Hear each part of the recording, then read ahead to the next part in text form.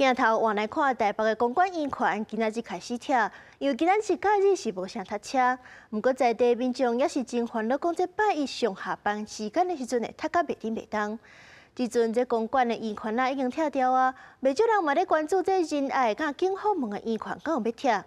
交通局是讲会看当地车祸的状况甲原因，再来决定讲要安怎处理。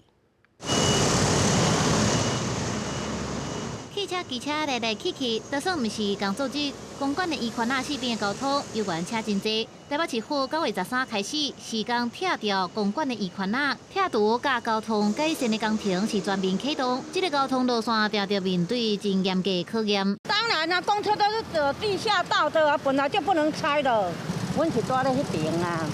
我唔知讲这拆这唔知有啥物路用，我嘛看无。 会，因为现在车是明显真的是比平常上班日少很多，但就是看礼拜一的状况会怎么样，我会就是可能会改其他路线去来台北市这样子。有民众坦白讲，拜一上班迄天确实是烦恼车流的状况，因为台北市府决定拆掉公馆的圆环甲公车地下道屯平。对市府决策不满的公民团体、学生团体，佮有当地居民，伫12暗时也去圆环的四边进行镇静甲抗议，也求报调啊。 公馆的圆环就要变做历史，仁爱甲景福门的圆环敢要拆，也引起讨论。交通局指出，会按照事故的冲突地点来重新看标志甲标线。如果要来评估另外这2个圆环要不要拆除，要先把他们的一个事故率拿出来看。那如果确实有事故率、有事故件数的话，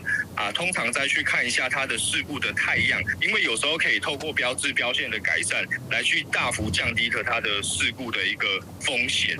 高工处表示，仁爱的圆环甲景福门的圆环半径较大，位置是起较着远，而且汽车甲机车拢有分流处理。甲公馆圆环的条件无啥共款，会按照圆环的相关事故冲突的地点，含设计理念重新来看相关的标志甲标线，增加交通安全。公司新闻采访报道。